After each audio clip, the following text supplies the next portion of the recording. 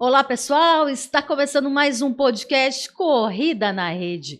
E hoje vamos falar sobre fisioterapia esportiva, mais precisamente sobre as lesões na corrida. Afinal, quem nunca, né? Quem nunca teve aquela dorzinha no joelho, aquele incômodo na canela, aquela tradicional canelite? Pois é sobre esse assunto que vamos conversar e também como prevenir essas lesões no esporte, né? E para falar desse assunto, convidamos um especialista no assunto. Ele é coordenador-chefe da fisioterapia do Ironman Brasil há 16 anos. Foi presidente da Sociedade Brasileira de Fisioterapia Esportiva e também tem uma clínica que leva o seu nome, a Sprada Fisioterapia Esportiva. E hoje vamos conversar com Fábio Sprada. Mas, antes disso, aquele recadinho do nosso patrocinador, Aminovital. A Aminovital é a marca mundial de suplementos para esportes da Ajinomoto. A Ajinomoto você já conhece, né? É a líder mundial na produção de aminoácidos. Conheça os produtos da Aminovital e descubra como você pode se preparar melhor para o próximo desafio. E olha só, está aparecendo aí na sua telinha um QR Code que vai direcionar você para o nosso site. Saiba mais sobre os benefícios de comprar aqui o seu Aminovital.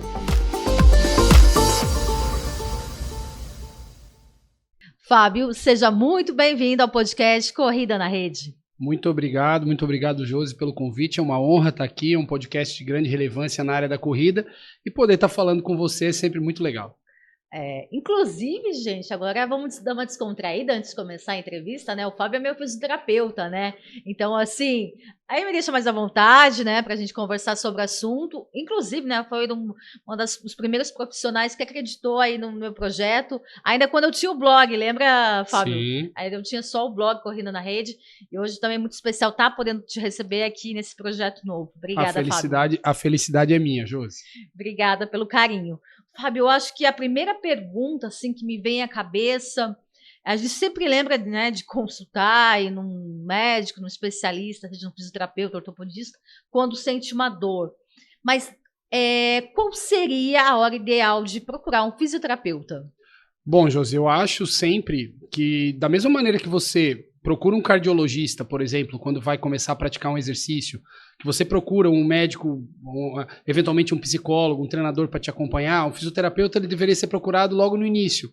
Quando o praticante de exercício físico ele passa a querer ser um atleta, e eu falo isso, que é quando ele passa a deixar de ser algo recreacional, de brincadeira, e passa a ter um relógio, né, um GPS, começa a comprar um tênis diferente, começa a se inscrever em corridinha menor, eu sempre falo que é o momento ideal. Por quê? Porque aí o fisioterapeuta consegue interagir com o treinador, o fisioterapeuta consegue fazer uma avaliação pré-participação e identificar possíveis assimetrias, possíveis alterações de mobilidade, alterações de controle motor, de força, que ele pode promover melhoras nessas valências antes do atleta começar a se aventurar em provas maiores.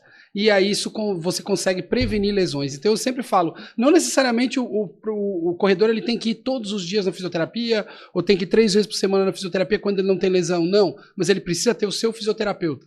Aquele cara que ele vai entrar em contato, que ele vai ligar, que ele vai falar com a gente, e que em qualquer dor, em qualquer situação a gente vai poder ajudar. E que mais do que isso, vai poder prevenir as lesões antes que elas apareçam. Show de bola. Importante recomendação, viu, pessoal? Fábio, eu acho que antes da gente discutir, né, sobre as lesões, enfim, tem propriedade para falar aí de todos os assuntos. Para quem não te conhece, já é conhecido aí no meio dos corredores aqui, Floripa, região, enfim, no Ironman nem se fala. Quem é o Fábio? O Fábio é um cara apaixonado pelo esporte desde criança, né? Antes de trabalhar com fisioterapia, eu queria ser atleta, obviamente.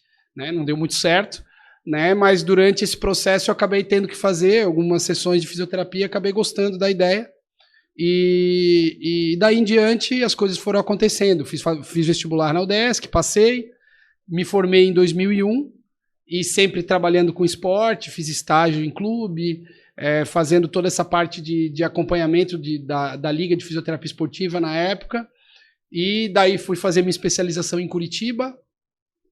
Em 2004 eu terminei.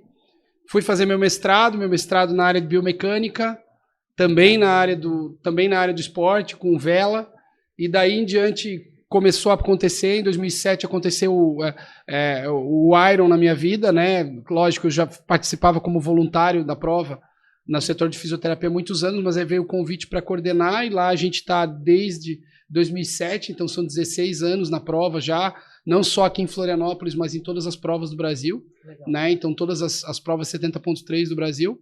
E aí outras coisas foram aparecendo, docência na área, atendimento de atletas no consultório, né? Hoje a gente tem a Esprada Fisioterapia, já vai fazer 8 anos que a Esprada existe, já atende atletas lá também, depois fiz meu doutorado e as coisas foram encaminhando. Hoje eu sou professor da UDESC, né, da área de fisioterapia, supervisiono estágio na área de fisioterapia esportiva, e sou um cara realizado na minha profissão. Gosto muito de ser fisioterapeuta esportivo, gosto muito de cuidar do atleta. Eu brinco que eu gosto do cheiro do gelol, né? Então eu gosto de estar lá dentro, gosto de cuidar de gente, e eu me realizei dentro do esporte de alguma maneira fazendo isso, né? Eu queria estar no esporte, não deu como atleta, deu como fisioterapeuta. E é uma excelente fisioterapeuta, né, gente? Até dá pra ver nos seus olhos aí a paixão pela profissão, né? E quem vai na tua clínica vive o esporte. Depois a gente vai falar um pouquinho sobre a tua clínica, né? Até a decoração já lembra uma pista para quem gosta de correr, enfim. Fábio, né? Todo mundo sabe aqui que eu corro também, já tive várias lesões, você sabe muito bem disso, das minhas dores. Não foram tantas assim. É verdade, algumas. Mas, assim, baseado na tua experiência, quais são as lesões mais comuns de atletas de alto rendimento, em especial da corrida e do triatlo? Legal, vamos separar? Sim. Então, assim, a corrida de rua é um esporte que ele se diferencia em 2 grupos de atletas. O recreacional e o atleta de elite. Quem que eu separo como recreacional? O recreacional é aquele cara que tem o hábito de correr no dia a dia, que trota e caminha, o cara que disputa provas de até 10 km. Esse é o recreacional. Tá? E aí a gente tem um atleta intermediário, que é aquele cara que faz provas de 21, eventualmente tem 1 ou 2 maratonas, e o cara que é elite, que não necessariamente é profissional, mas ele é um cara que treina já com planilha pesada, é um cara que tem um volume de treino, uma intensidade de treino bem grande, é um cara que eventualmente já tem patrocinador, eventualmente já recebe para correr. Tá? Então a gente separa em 3 grupos. Tá? O grupo o grupo iniciante, normalmente ele tem lesões mais associadas a má técnica de corrida. Tá? A falta de procura, a presença de assimetrias, a presença de desequilíbrios musculares, a presença de incapacidades motoras, eventualmente, de falta de força em determinados grupamentos, e muito também por causa da falta de cuidado na planilha de treino, que é uma situação bastante problemática, né? Eu sempre recomendo, a pessoa que é corredor recreacional, a primeira coisa que ele tem que procurar um treinador para correr com ele, para ensinar e para montar uma planilha decente para ele poder ter um ritmo de corrida. Esse pessoal normalmente tem lesões com esse perfil, né? Aí a gente destaca vários, né? Então, tendinopatias de glúteo, tendinopatia de tendão de Aquiles, fascite plantar, eventualmente o estresse biomedial, que é a canelite, né? Então, que são lesões geralmente miotendinosas, tá? Lesões miotendinosas por sobrecarga repetitiva. Quando o atleta chega no nível intermediário e avançado, normalmente ele acaba tendo lesões com outro perfil, que estão associadas a volume excessivo de treino. E aí a gente tem lesões condrais, eventualmente lesões de tendão também, mas lesões condrais, de cartilagem, né? Então, síndrome patelofemoral, condropatia de talocalcânea, aliás, tíbio talar, né? Da região do tornozelo, né? Eventualmente, síndromes sacroiliacas e lombares, também associadas à sobrecarga. Então, normalmente, problemas de quadril, né? Lesões labrais, enfim. Então, normalmente, elas estão associadas mais a excesso, não a biomecânica ruim. Tá? Então, assim, veja o seguinte, é muito diferente um cara que treina com uma planilha de 20 a 40 km semanais, né, que é um atleta, digamos, de baixo a médio, para um cara que treina 80, 100, 120 km semanais. Uhum. Então, o volume de treino mensal é 250, 300 km a mais. Então, são 300 km a mais de impacto. Uhum. Tá? Então, normalmente, as lesões acabam se diferenciando nesse jeito. Assim. Uhum. E para o triatlon, né? O cara que faz Ironman, enfim. Legal. Eu sempre digo que o triatlon ele é menos lesivo do que a natação e o ciclismo, aliás, é menos lesivo que a corrida e mais lesivo que a natação e o ciclismo. então o inimigo é a corrida mesmo. Né, por mais que a gente fale e não queira fazer isso porque é o nosso esporte, né? Mas acaba que as lesões do triatlo elas acompanham um pouco as lesões da corrida, tá? No caso do triatlo é um pouquinho mais difícil a questão do iniciante, né? Porque o iniciante normalmente já é um cara que nada bem, já é um cara que pedala bem, porque as provas exigem um certo volume, é diferente da corrida que o cara pode sair correndo, comprar um tênis e ir embora. Né? No triatlo é um pouquinho mais difícil. No triatlo a gente tem um perfil parecido das lesões na corrida, então o estresse tibial medial, a síndrome do corredor, a síndrome do trátulo tibial, as condropatias femoropatelares, as tendinopatias patelares de Aquiles, fascite plantar, que são as lesões tradicionais de corredores, elas estão lá. Mas aí você vai acrescentar algumas outras, como lesões de ombro, por causa do volume de treino de natação, então eventualmente pode aparecer. Lesões de coluna, eventualmente pode aparecer por causa da postura prolongada do atleta, às vezes em 90, 100, 120 km de bike. Então pode acontecer, às vezes, desse atleta desenvolver lesões ali. Mas elas acabam seguindo meio que o trilho da corrida também. Uhum. Já que estamos falando, né, da corrida, existem estudos, né? Tem uma pesquisada aí até nas tuas postagens sobre o padrão de pisada dos corredores, né? Acho que é um assunto legal para a gente falar. Mudando a pisada, eu posso reduzir o número de lesões ou não? Então, Josi, isso é uma polêmica danada, né? Porque lá em 2016, 2015, surgiram alguns estudos que começaram a testar as diferenças biomecânicas entre a pisada com o calcanhar, que é a pisada tradicional, que a gente chama de shod, e a pisada de antepé, ou de médio pé, antepé, né, que é forefoot runner, que a gente chama, né? Então, o que começou a acontecer? Começaram a acontecer algumas análises biomecânicas, e essas análises biomecânicas realmente demonstraram que a carga ascendente diminuía quando os atletas corriam mais com antepé, mais em posição pose, que a gente chama, né? Só que o que aconteceu? Começaram a fazer estudos comparando a prevalência de lesões em atletas que faziam o pose runner, ou seja, o atleta pisando com o médio para o antepé, e atletas que tinham a pisada tradicional, e aí não se encontrou diferença nenhuma.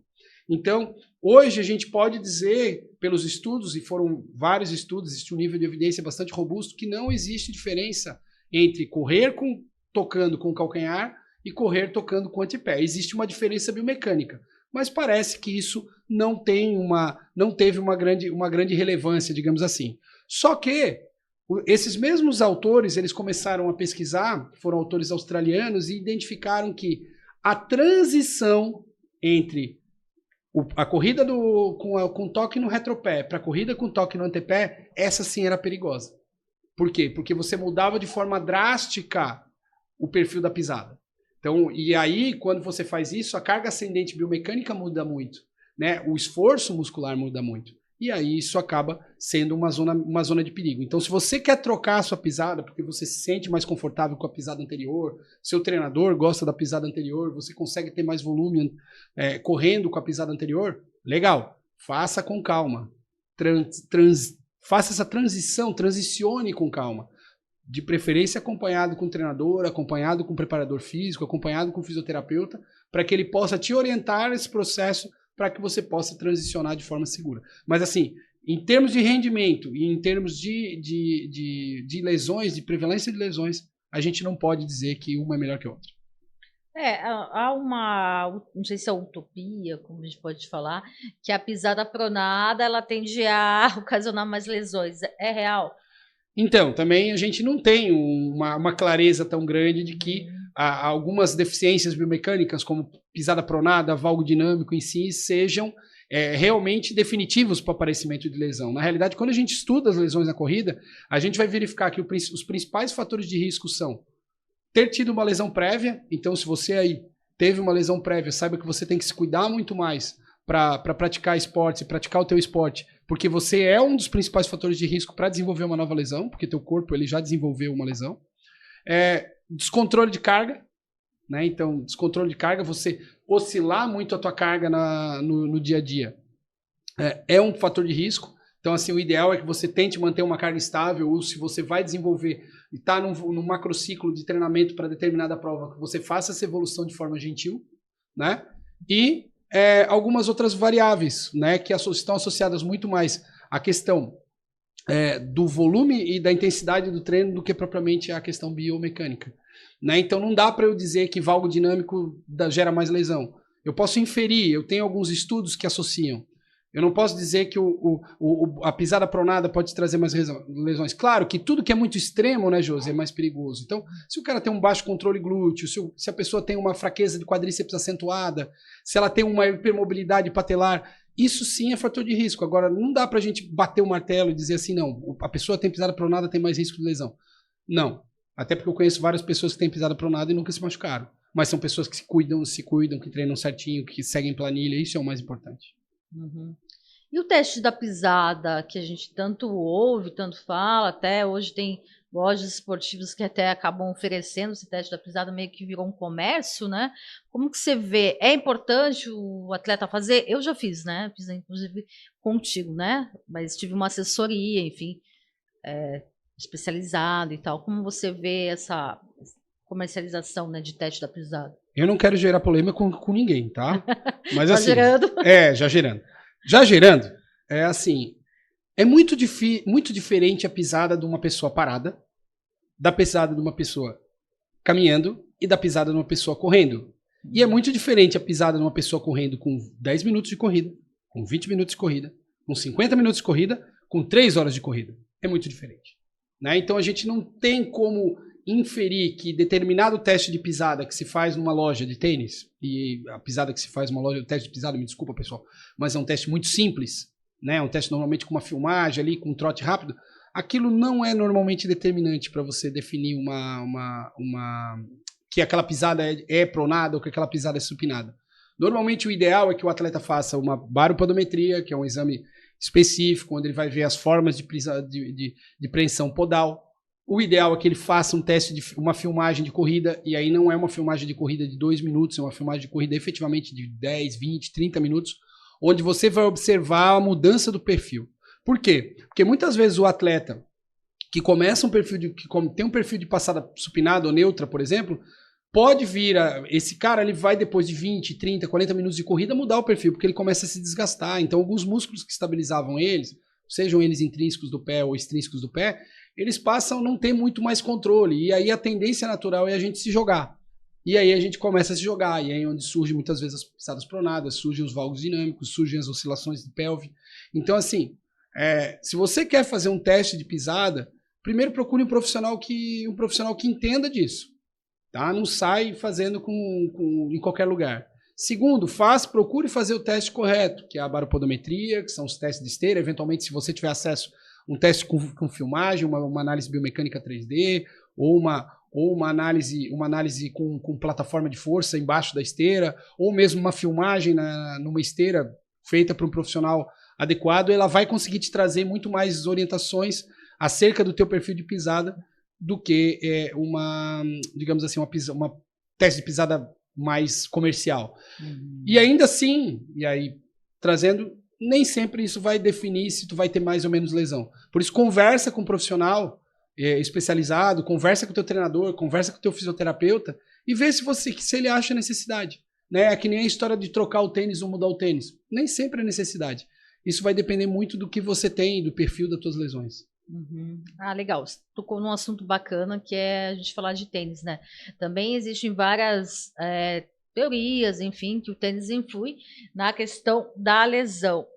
Falo por mim, né? Você lembra que eu estava com canelite, enfim, troquei o tênis, né? Com drop mais baixo, e isso me ajudou. Aí compartilhando minha experiência, né? Pisada pronada, enfim, um drop mais baixo, isso me ajudou, né? Então, qual a importância de a gente estar verificando também, não vamos falar de marca nem X ou Z, mas assim, de drop, enfim, isso influi? Então, tudo depende do atleta, por isso que eu digo que a análise por parte do profissional é muito importante.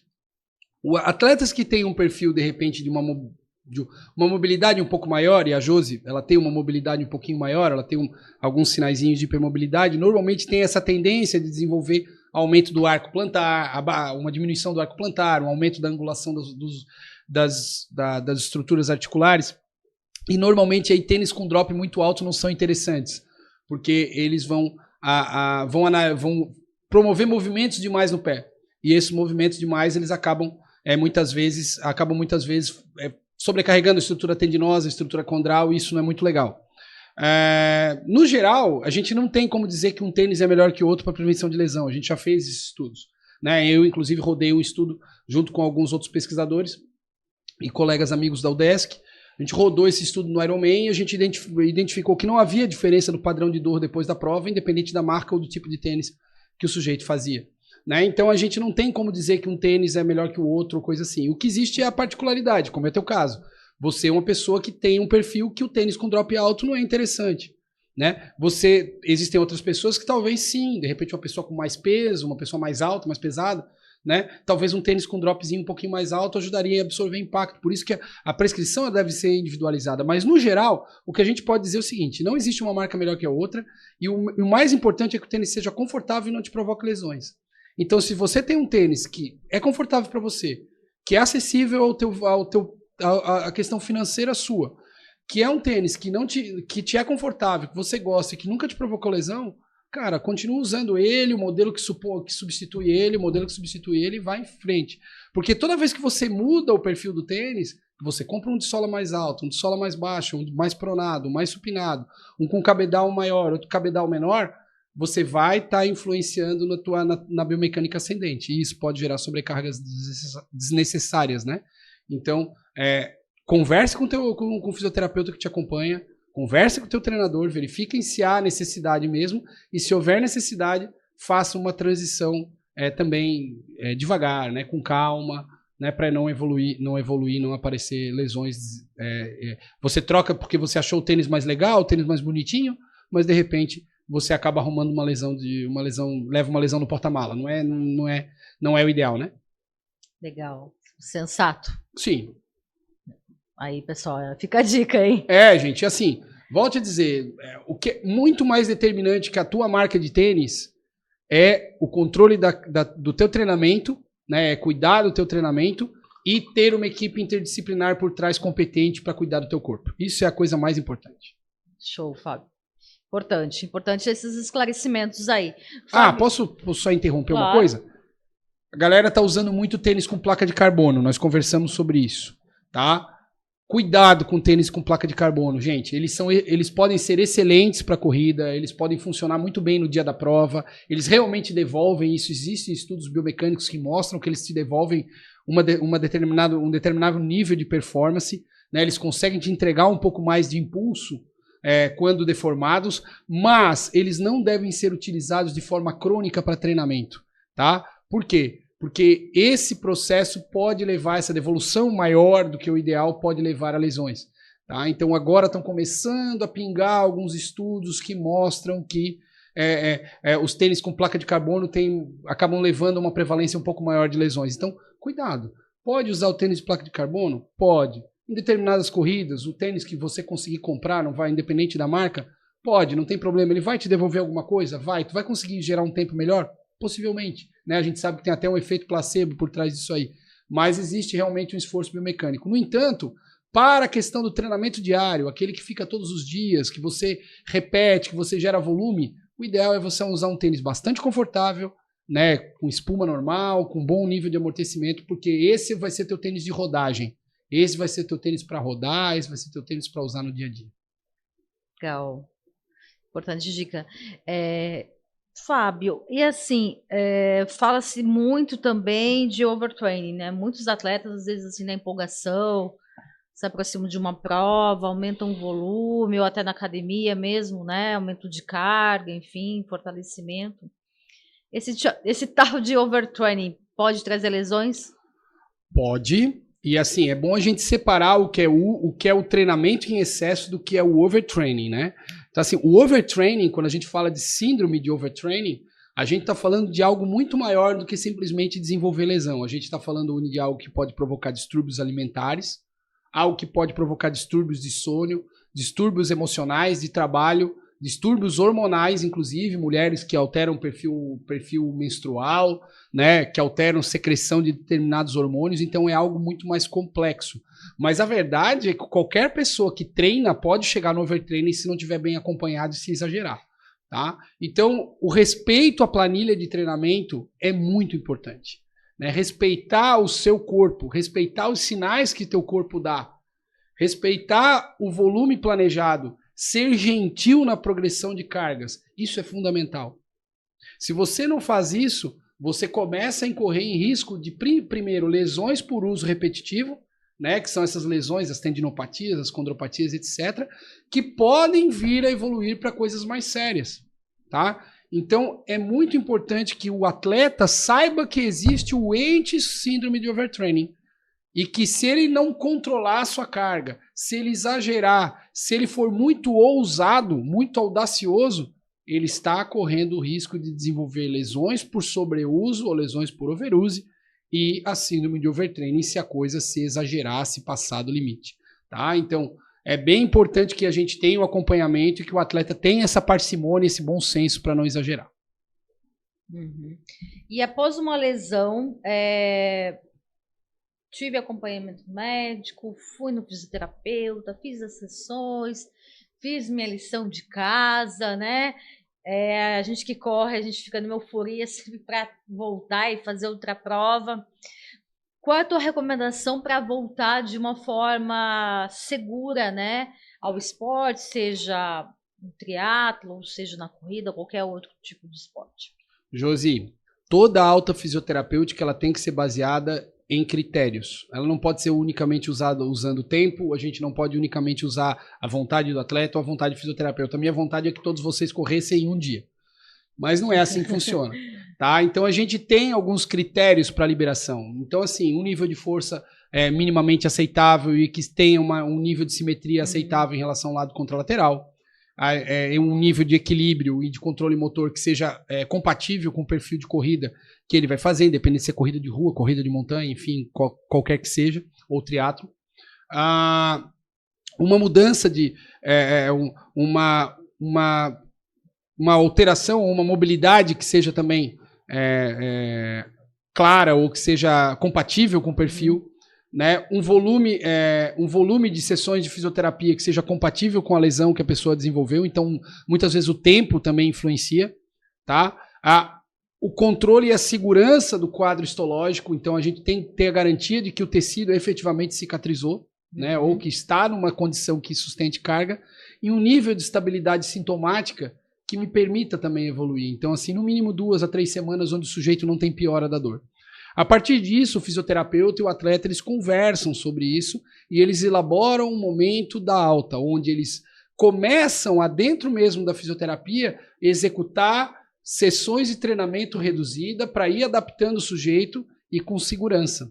E normalmente, Josi, tu me conhece, eu não gosto de liberar o atleta da fisioterapia antes dele no momento que ele volta. Normalmente eu gosto que ele volte, que ele execute as sessões de treinamento ainda de uma maneira mais rudimentar, mais incipiente, e que eu possa observar as respostas clínicas dele pós-treino, para a gente poder ter a certeza da recuperação. Porque de nada adianta eu botar um atleta e liberar esse atleta para voltar a treinar se ele voltar a sentir dor novamente. Entendeu? E aí é muito mais frustrante. Porque uma coisa é eu pegar um atleta, demorar 2 meses com ele na clínica, conseguir fazer um retorno seguro e ele nunca mais sentir, ou sentir muito pouco e conseguir administrar. Outra coisa é liberar esse cara em 3 semanas, esse cara voltar a correr 2 corridas, voltar a sentir, voltar para a clínica, ficar mais 2, 3 semanas, e esse cara ele vai se perpetuar na clínica de fisioterapia.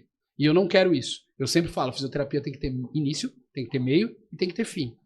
O fisioterapeuta não. O teu fisioterapeuta, ele continua contigo pro resto da vida.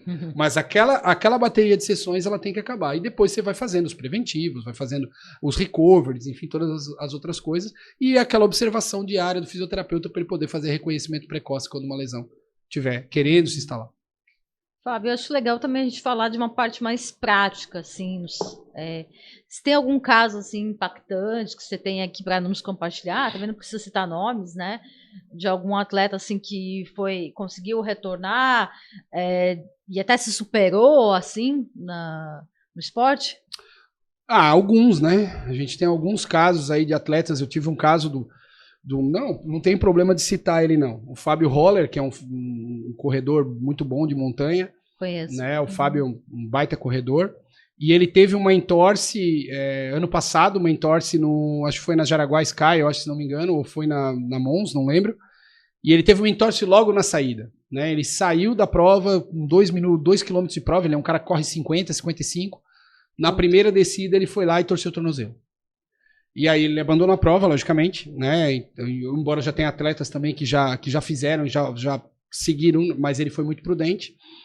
E o Fábio chegou, era um cara, o entorse realmente feia, bastante demasiado, mas ele é um cara muito, muito regrado e muito disciplinado, né? E aí o Fábio, ele fez um trabalho de fisioterapia desde o primeiro dia com a gente, de uma forma bastante intensiva, cuidou em casa, se fortaleceu, e depois de, eu acho que 2 ou 3 semanas, ele disse, eu tenho o gramado para fazer. Né? Eu vou lá só para fazer, só para rodar e tal, e ele ganhou a prova. Uau. Então, assim, às vezes acontece esse tipo de superação, mas o Fábio é uma exceção, eu sempre falo. O ideal é que o atleta realmente ele tenha o tempo e que ele espere o tempo necessário para poder se recuperar.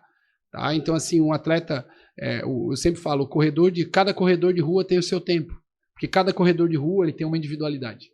Né? Então, a gente precisa respeitar essa individualidade no tratamento, e aí, o atleta, vocês podem ficar tranquilos. Vocês e o fisioterapeuta de vocês vão saber a hora de voltar. Tá? O que não pode é tu tentar voltar sozinho. Perfeito, ótimo, Fábio. Bacana tu compartilhar essa história com a gente e, né, saber que tudo são fases, né? A gente fica muito frustrado quando machuca, Fábio. Você sabe disso. Eu já tive que ficar parada 6 meses, é muito frustrante, assim. A gente começa a ver calendário de provas, né? Os amiguinhos correndo, né? Aquela tal da comparação, né?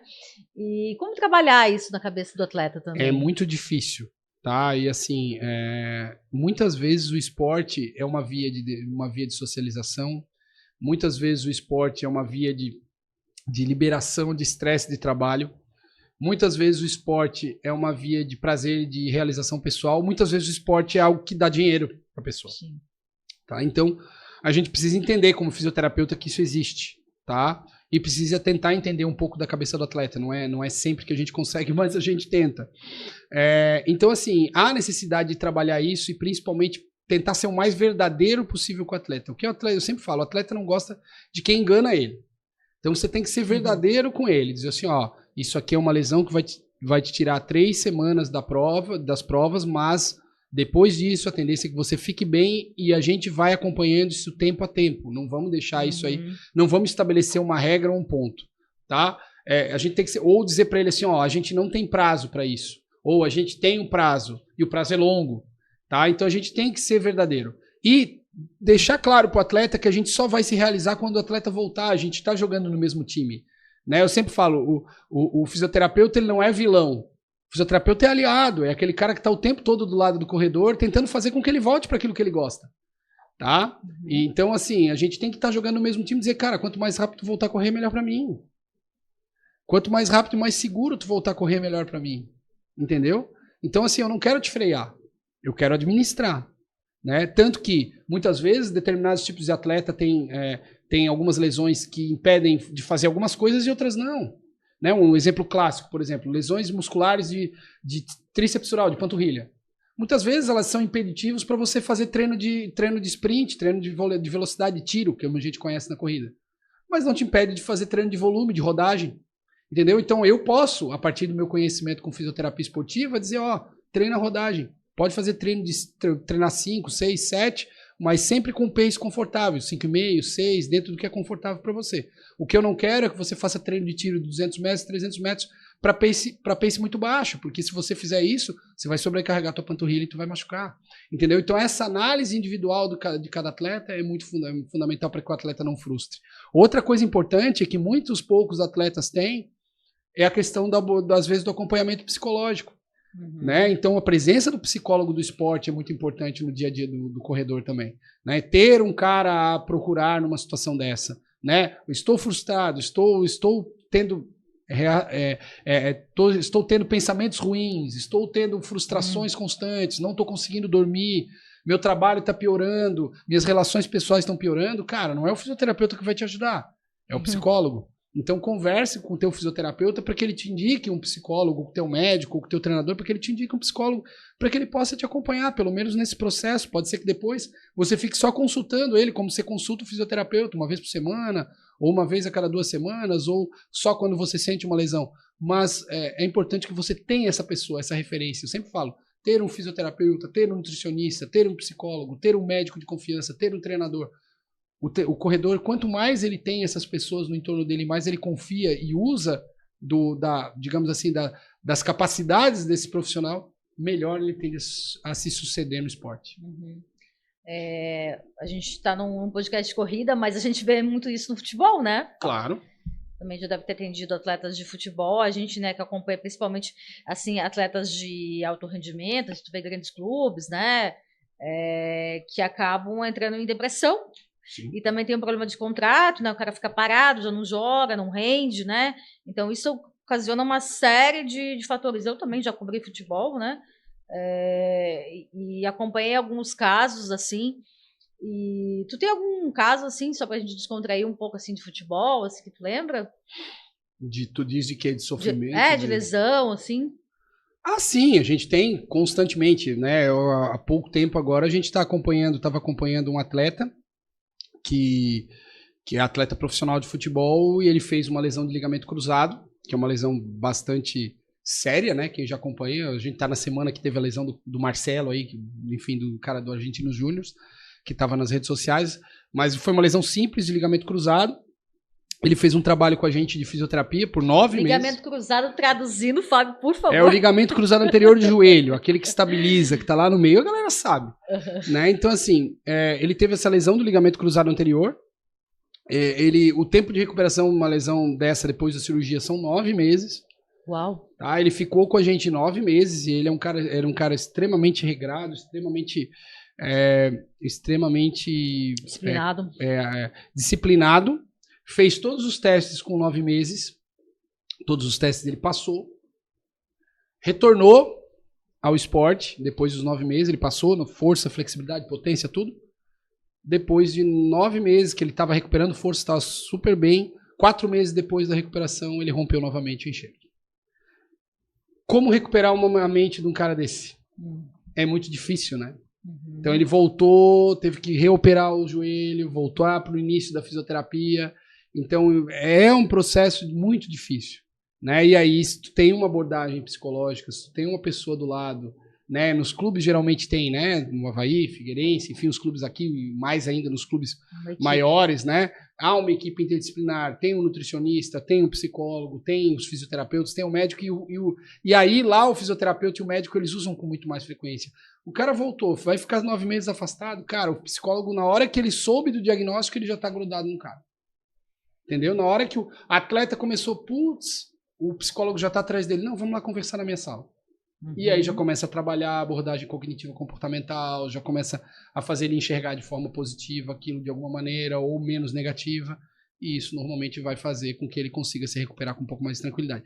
Mas é muito frustrante quando você tem uma situação dessa para o atleta, né? E para nós, né? Queira ou não queira, parece que é uma falha nossa, embora todos os protocolos fossem feitos da forma correta, todos os processos tivessem sido feitos da forma correta, foi um azar. Só que ainda assim, dá aquela frustração quando acontece com a gente. Sim, e principalmente para quem vive disso, né? Para quem é um profissional, como na corrida, né? Tanto os atletas de elite que acabam se lesionando e o retorno acaba não sendo o mesmo, isso prejudica, enfim, várias situações. Por isso a importância da prevenção e acompanhamento, né, Fábio? Sim, tá? Eu sempre falo, prevenir é melhor que remediar. Sempre, isso é minha avó falava, né? Prevenir no esporte é ter uma equipe. Prevenir no esporte é obedecer cargas e progressão de cargas de forma bastante cautelosa. Eu sempre falo que para a lesão existe uma balança chamada capacidade e demanda, né? Capacidade é aquilo que tu tolera fazer, demanda é aquilo que tu faz. Se tu começar a fazer algo muito além da tua capacidade, a tendência é que tu te machuque. Então, esse incremento de demanda que você vai fazer para sair de uma prova de 5, para uma prova de 10, uma prova de 21, para uma prova de 42, ou até mais do que isso, tem que ser feito de forma cautelosa, tem que ser planejado. Você tem que dar um tempo, ter um tempo para um ciclo bem feito.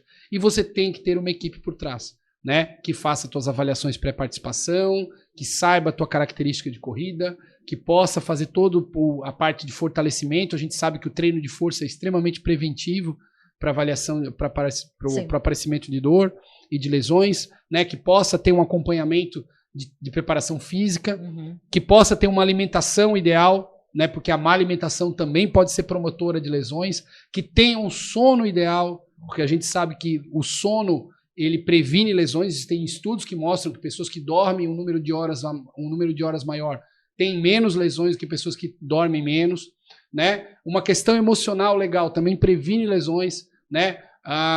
Tudo isso previne lesões. E a presença de uma equipe interdisciplinar com médico, fisioterapeuta, nutricionista, psicólogo,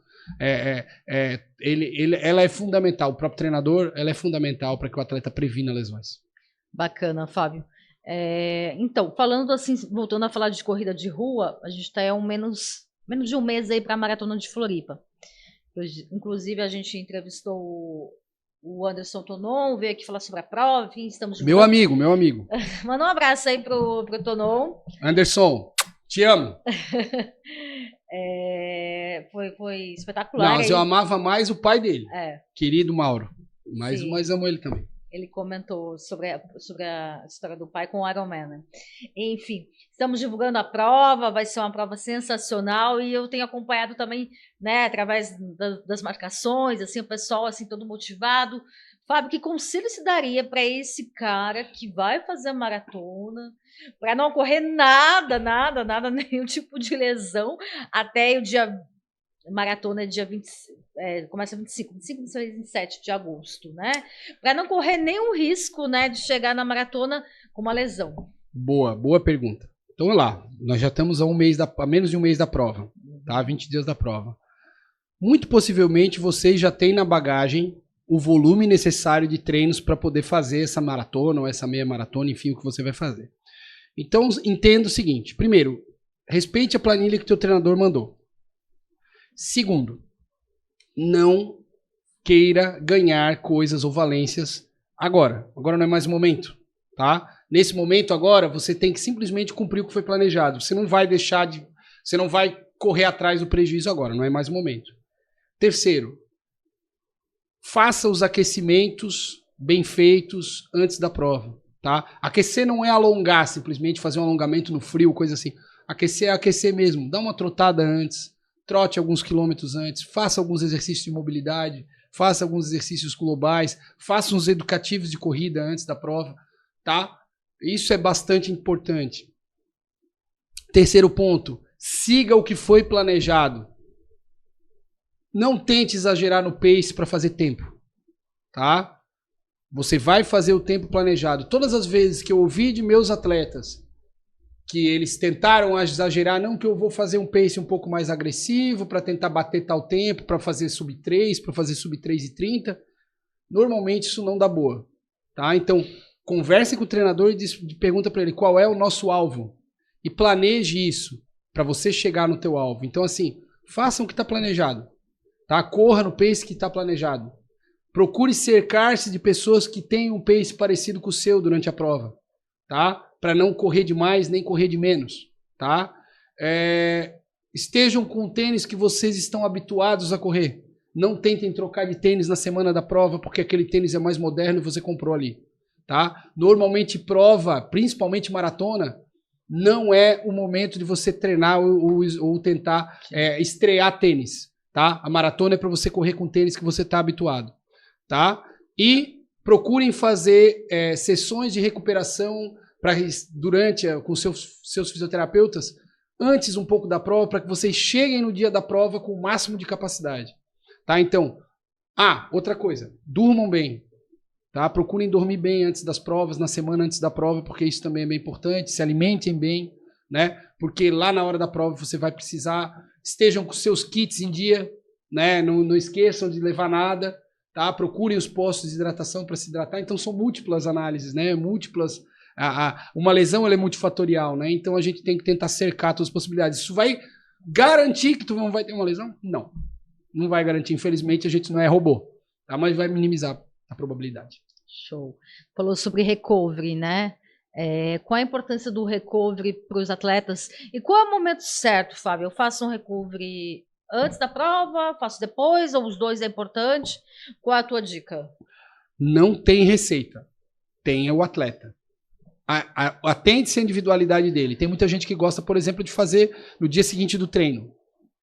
Treino pesado. Tem gente que gosta de fazer um dia antes do treino pesado, para poder garantir que naquele treino ele não vai sentir e que ele vai conseguir executar. É muito pessoal, tá? O que eu recomendo é que o atleta tenha o hábito de fazer. Que ele tenha o hábito de ter o seu fisioterapeuta e fazer os recoveries. Por quê? Porque o recovery nada mais é do que uma forma de tentar fazer com que o atleta se recupere com um pouco mais de eficácia e velocidade. E que ele sinta na próxima sessão de treino menos do que ele sentiria se ele não fizesse. Né? Então a gente tem uma série de ferramentas, a liberação miofascial, a massagem, a fotobiomodulação, botas compressivas, enfim, crioimersão, que podem ser ferramentas interessantes para o atleta, para que ele possa ter uma condição de treino melhor e um conforto melhor para poder correr. Porque um atleta que corre confortável, normalmente é um atleta que não se machuca. Tá? Então isso é muito pessoal. E por isso o atleta tem que ter uma parceria legal com o seu fisioterapeuta para poder definir o que é melhor para ele, quais são os recursos que ele vai se dar melhor e qual é o momento melhor para ele. Mas o importante é ele fazer. Bacana, Fábio. Estava falando sobre a crioterapia em muitas provas, né? Principalmente maratonas, acho que no Iron também tem, não sei. Não tem crioterapia? Não, a gente não faz a crioimersão lá por duas questões. Primeiro, porque normalmente é frio, né? Então pode gerar um choque térmico muito grande para eles, tá? Segundo, também por uma questão mais sanitária mesmo, porque são muitos atletas, há uma grande rotatividade, e infelizmente a gente não tem como controlar o que tem de micro-organismo na pele do cara, né? Principalmente em provas grandes, ou muitas vezes o atleta faz necessidade do próprio corpo. Tá? Isso é uma coisa que a gente... É ruim, mas tem muita gente que faz. Tá? Então, a gente não tem como controlar isso. Então, normalmente no Iron a gente não faz. Acaba fazendo só massagem mesmo. Sim, mas no caso de maratonas, a gente vê muito as piscinas, crioterapia, piscina de gelo, enfim. E, assim, com o advento, né? A gente não pode falar de advento, que hoje a gente vive mesmo a superexposição, enfim, das redes sociais. Eu vou te falar... Às vezes acompanha até uns blogueiros falando, faz isso em casa. Gente, assustador, né? O cara não corre, não faz o esporte, ele vai lá e entra numa banheira de gelo. Né? Aquilo ali é até assustador, né? E eu vejo muitas pessoas lá perguntando, olhando assim, o que é isso? Para que serve? É bom, vou fazer. Né? Qual a recomendação? Tanto para quem não é atleta, quanto para quem é atleta do uso dessas banheiras de crioterapia. Vamos lá. Não existe uma grande evidência por trás dessas banheiras de gelo, tá? Então começa por aí. Não é algo que é consagrado na literatura como a massagem, por exemplo, Tanto que a gente usa massagem muito tranquilo, porque existem uma série de revisões sistemáticas de ensaios aleatorizados que dão suporte para a gente para usar. A crioimersão não é tanto assim. Tem algum nível de suporte, mas não é tanto. Então, se um grande investimento numa crioimersão, às vezes não vale a pena. Às vezes vale mais a pena tu fazer uma sessão de massagem por semana. Tá? Mas legal, o cara quer ter. Né? A gente na Olimpíada, por exemplo, trabalhou com crioimersão. Tinha lá uma série de banheiras, você conheceu lá. Então, o que acontece? Quais são as recomendações? Primeiro, que o atleta não tenha nenhuma lesão de pele. Tá? Então, primeiro momento, não pode ter. Segundo, que a temperatura da água seja controlada. Você não pode entrar numa água com a temperatura muito, muito baixa, abaixo de 8 graus, por exemplo. Tá? Então, o ideal é que a gente entre 8 e 12 graus. Tá? E que o tempo não seja exagerado também. Não dá para você ficar lá e dormir. Porque você vai ter uma queimadura na pele. Tá? Então, normalmente no protocolo olímpico a gente usava entre 8 e 10 graus, né, em torno de 8 a 10 minutos. Era o tempo que o atleta fazia. E normalmente a gente inspecionava a pele do atleta para ver se ele não tinha nenhuma lesão e pedia para que ele tomasse banho antes da prova, antes de fazer. Né? Então o atleta ia lá, tomava uma ducha, lá na policlínica, se limpava e aí dali ele ia para ali e a gente controlava o tempo e dizia time e ele saía e voltava pro seu quarto, enfim, lá na Vila Olímpica. Tá? Mas é mais ou menos assim. Então, se você quer fazer crioimersão, acha que vale a pena investir? Legal, não tem problema. Existe até um nível de suporte para isso. E como eu te falei, é muito individual.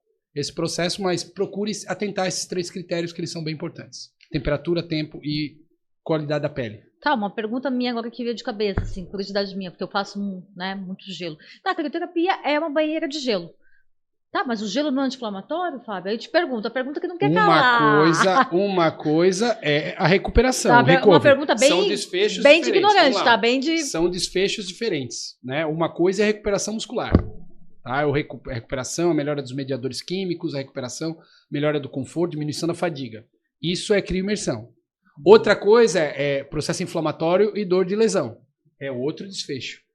Para dor das lesões, tá? Já é mais do que comprovado que o gelo é anestésico. Ele é um analgésico ali. Ele vai te trazer um conforto, né? Ele vai te trazer alguma diminuição de fluxo inflamatório para aquela região. Ok. Então, para esses casos onde existe uma lesão, pode ser utilizado. Ainda assim, a gente não recomenda que o atleta fique usando por um longo período, até porque ele pode atrasar o processo cicatricial. Ele é usado em momentos específicos e tem a sua eficácia comprovada. Para recuperação muscular é outra coisa.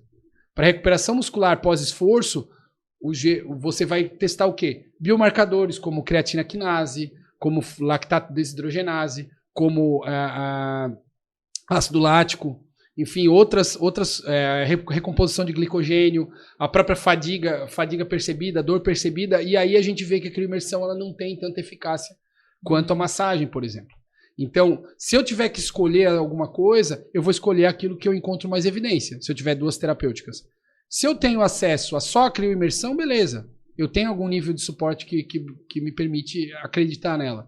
Agora, se eu tenho a massagem e a crioimersão, eu vou fazer a massagem, porque ela me traz um nível de evidência melhor.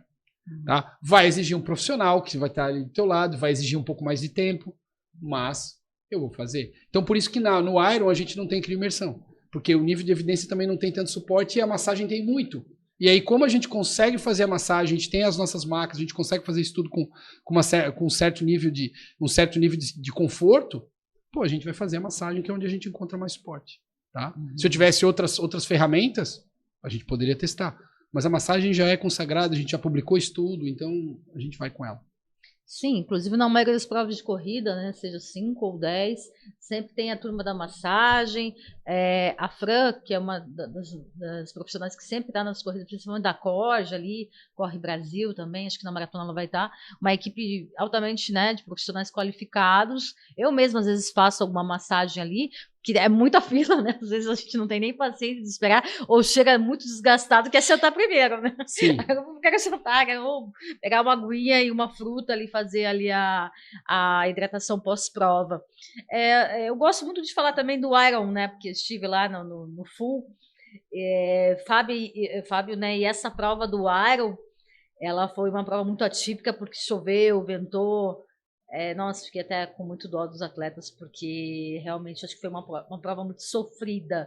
O que apareceu mais lá, assim, de pós-prova, assim, de dor nos atletas? É padrão sempre aparecer a dor muscular, né? Dor na coxa, dor na posterior da coxa, dor na panturrilha, é meio padrão, né? Mas apareceram um pouco mais de abrasões, de cortes associadas a quedas. A gente teve um número legal de quedas esse ano.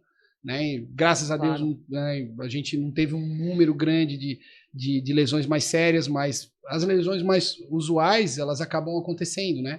A gente até teve uma atleta que teve uma lesão um pouco mais séria numa queda. Nossa. Tá? E precisou ser hospitalizada, mas graças a Deus foram poucos os casos os casos que tiveram. E então, quando tem uma prova assim com mais chuva, a gente espera um pouquinho mais isso. Mas, no geral, não foge muito de dor de coxa, dor de posterior de coxa, dor de panturrilha, dor do pé, eventualmente dor na lombar. Tá? E isso é muito incapacitante, porque o cara não consegue caminhar depois da prova. Ele termina uma prova correndo e não consegue depois sair daqui ali para buscar, para subir na maca. Por quê? Porque ele esfriou. Né? Então, isso são as condições mais usuais. Mas eles fazem um esforço muito grande. Eu sempre falo que cada prova tem uma característica. Florianópolis são provas normalmente mais frias, especialmente o Iron. Tá? Maceió, por exemplo, que é a próxima prova que a gente vai ter agora no final de agosto, é uma prova extremamente quente. Então, a nossa preparação é diferente. Né? Então, por exemplo, aqui no Iron de Floripa, a gente tem que ter zilhões de mantas térmicas para poder dar conta do frio que esses caras têm depois da prova. Né? A gente estava com um dia muito frio, estava vento, estava chuvoso. Lá em Maceió a gente tem que ter água gelada o tempo inteiro, gelo, porque esses caras estouram 3, 4 copos na cabeça quando chegam. Porque realmente está muito calor. É sol na muleira, como eles chamam, durante 3, 4, 5 horas, entendeu? O tempo inteiro. Então, cada prova tem uma preparação, e por isso que talvez eu esteja na prova há tanto tempo, né? Porque a gente conhece esse processo já na palma da nossa mão, então a gente já sabe mais ou menos como planejar o setor de fisioterapia para cada região. Maceió tem uma característica, São Paulo já tem outra característica, né? O Rio de Janeiro é um pouco dúbio, porque o Rio de Janeiro é em julho, então às vezes pode estar um pouco mais fresquinho, um dia um pouco mais quente. Fortaleza é calor pra caramba, entendeu? Então, assim, cada prova tem um perfil diferente. E falando de fisioterapia esportiva, enfim, tecnologia e até o cenário hoje,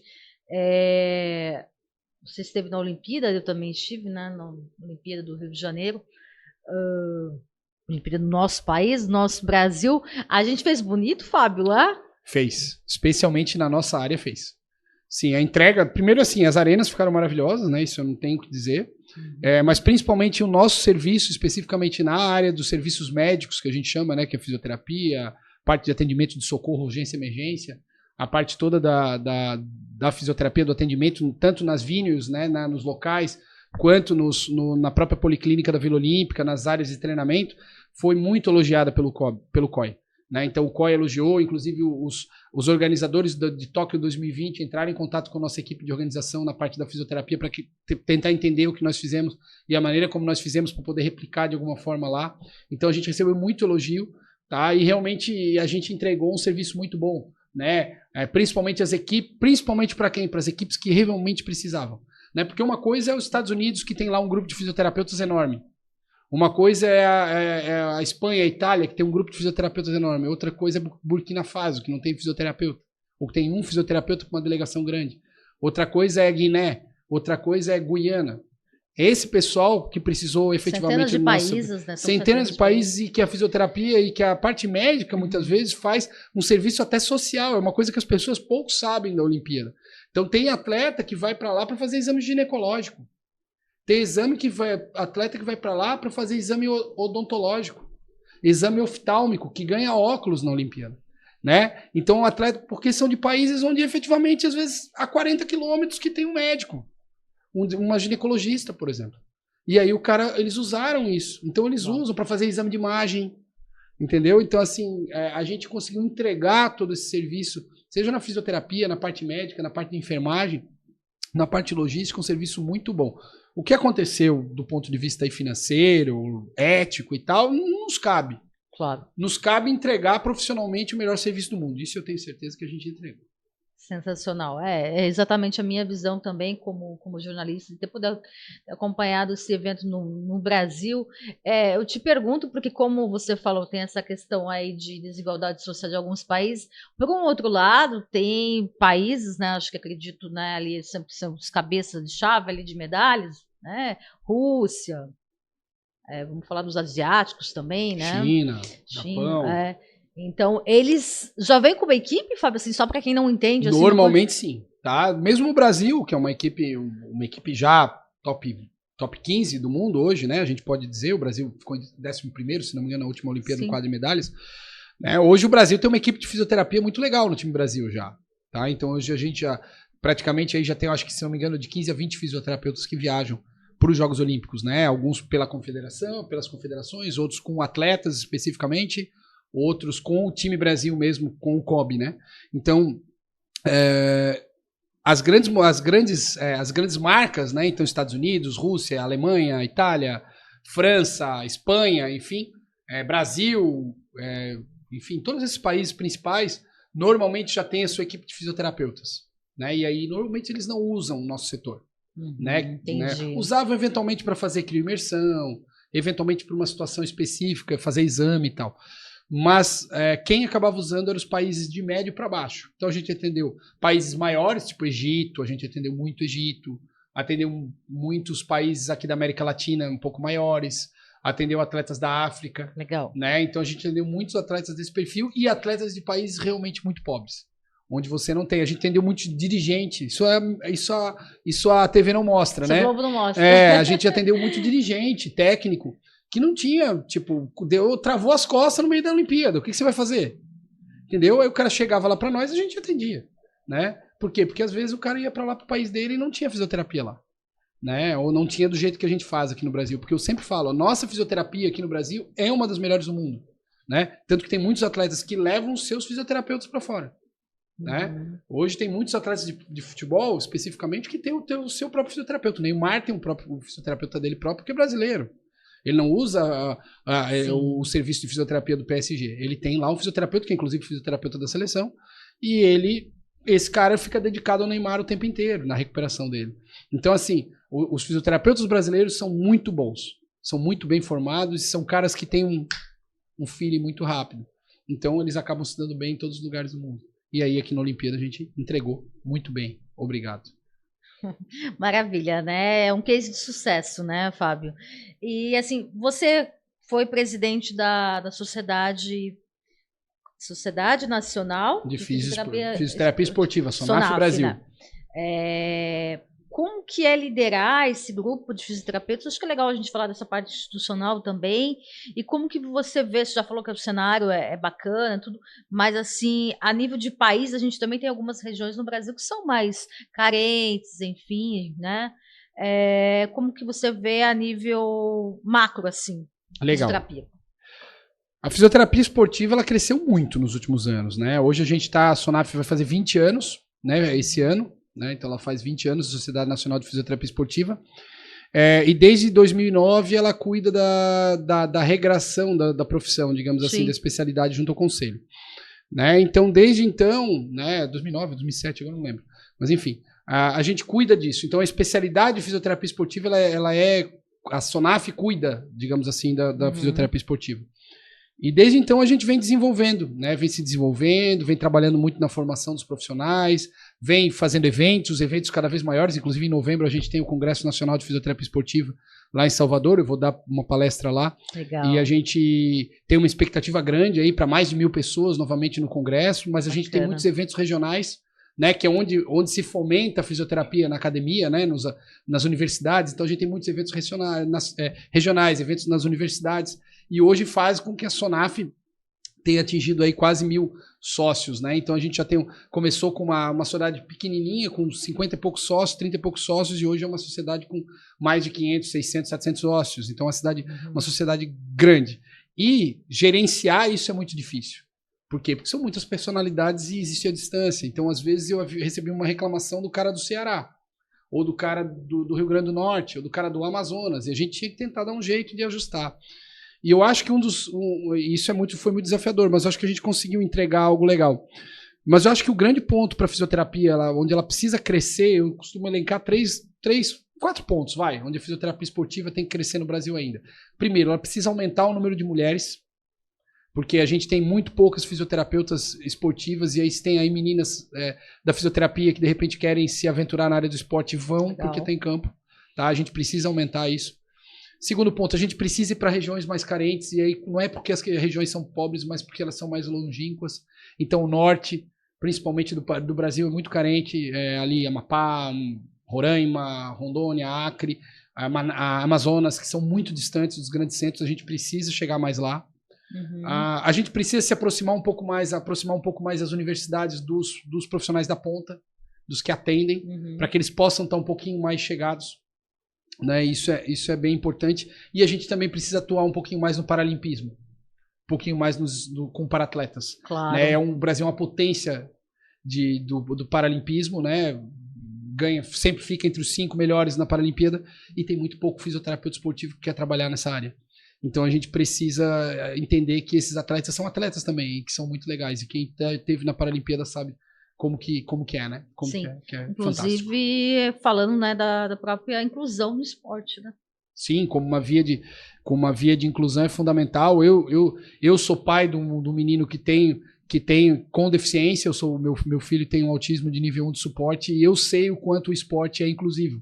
Como ele gosta, como ele se diverte, como ele faz amigos, como ele desenvolve a coordenação motora. Então, é muito importante o esporte com o deficiente, e o fisioterapeuta ele tem que estar incluído nesse processo também.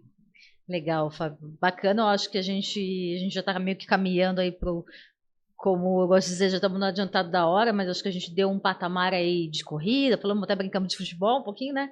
Que a gente gosta também de falar de futebol. E quem faz fisioterapia com o Fábio, você sabe, né, que o Fábio gosta de futebol, sempre tá ligado lá no Sport TV, alguma coisa tá passando na TV, é esporte, sempre tá né? passando. A gente tá rolando aí Copa do Mundo Feminina também, então é sempre um bate-papo legal aí, mesmo com dor, a gente acaba oxigenando a mente, né? Ô, Josi, fazer fisioterapia é chato. Se o clima não for legal, se o fisioterapeuta não for gente boa, se o ambiente não for um ambiente leve, complica muito.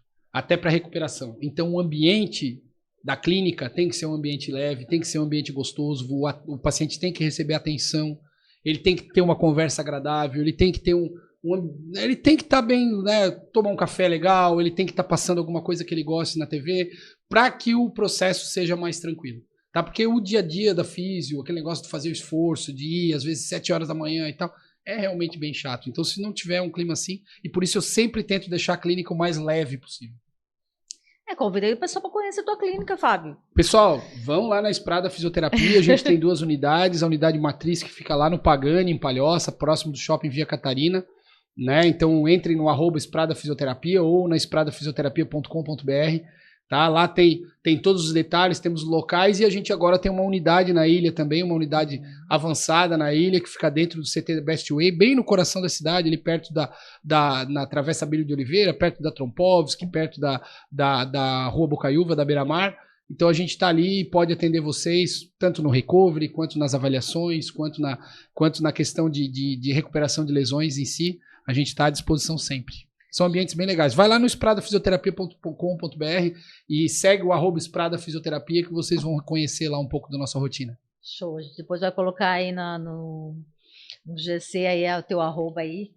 O pessoal bota o arroba também, se quiser botar o @FábioSM17, que é o nosso pessoal, também pode botar também. A gente vai estar sempre falando de lesões. Com certeza. Fábio, a gente está caminhando aí para o final desse episódio e a gente tem um quadro, acho que tu já assistiu alguns episódios, que a gente dá uma brincada aqui para conhecer um pouquinho mais do Fábio, enfim. Eu digo uma palavra e você diz o que vem em mente. Pode ser? Vamos começar? Então vamos lá. Fisioterapia. Uma paixão. Esprada Fisioterapia. O negócio da minha vida. Olimpíada. Uma realização. Família. Tudo.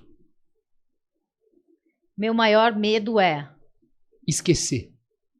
Eu tenho medo de esquecer as coisas, de esquecer aquilo que eu gravei, tudo aquilo que eu estudei. Eu tenho medo disso. Então eu tenho medo de esquecer. Um desafio que ainda não fiz. Uma seleção brasileira. Ainda não teve essa oportunidade. Já passou perto algumas vezes, mas um dia vai. Uau. Um sonho, seja pessoal ou profissional. Que a fisioterapia seja uma profissão ainda mais reconhecida do que ela é. Legal. E por fim, né? Não menos importante, Fábio Esprada por Fábio Esprada. Um cara muito obstinado, até chato às vezes, de tão obstinado que é. Um cara que estabelece uma meta e vai atrás. Esse é o Fábio. Legal, Fábio. Fábio, quero te agradecer pela tua presença, né? A gente já estava meio que ensaiando esse encontro aqui, né? Eu lembro que um dia eu te falei, até me emociono falando. Falei, Fábio, vou montar um podcast. Aí tu falou, não, Josi, vai em cima, vai atrás. E sabe que tu me motivou também aí lá que legal, no comecinho. Eu fico muito contente. Desculpa aí, pessoal. Não, mas muito legal. É muito legal ver teu sonho sendo realizado, muito legal ver o teu podcast crescendo. Hoje, essa semana, quando eu falei que eu vim aqui, muitas pessoas, não, eu sigo, legal, pô, lá com a Josi e tal. Então, te ver se tornar uma referência na área de comunicação, na área de corrida, que é uma área que a gente tanto ama, né? É muito legal. Então, parabéns, tá maravilhoso. É muito gostoso estar aqui. Até atrás do computador ali, o Thiago, enfim, a galera é muito legal. Sim, o Thiago também foi um dos primeiros incentivadores, acreditou num projeto para a gente tornar isso realidade. Vamos aí, se Deus quiser, para uma próxima Olimpíada. Como diz o ditado, Paris ali é logo ali, né? Logo ali. E, Fábio, deixa uma mensagem aí final para os teus pacientes, para quem não é teu paciente. Enfim, fica à vontade, olha para aquela câmera e pode gravar. Corredores, tenham os seus fisioterapeutas de confiança, tá? Se vocês quiserem que seja eu, não tem problema, pode ser, né? Liga pra gente. Mas tenham os seus fisioterapeutas de confiança e tenha a sua equipe de confiança. Esse é o primeiro recado. Segundo recado, para os meus pacientes, obedeçam o que seus treinadores pedem e não percam contato com a gente, né? Continue indo lá, continua falando, continua mandando mensagem, mesmo que você não tenha uma lesão, para que a gente possa monitorar a tua condição de saúde. Isso é fundamental. E a gente sempre vai estar de portas abertas para vocês. Show, Fábio. Obrigada mais uma vez, sucesso. E conta com a gente, pode voltar quando quiser. E toda a felicidade do mundo aí para você. E é só convidar que a gente vem. Quando tiver uma polêmica, alguma coisa, uma lesão diferente, uma coisa assim, pode chamar que a gente fala. Com certeza. Obrigada mais uma vez, Fábio. Obrigada a vocês que estão nos acompanhando aqui no podcast na Corrida na Rede. O próximo podcast vai ser o 10º aí. Muitas surpresas estão por vir aí para vocês. A gente fica por aqui e até breve, né? Até o próximo aí, Corrida na Rede. Até mais. Até lá.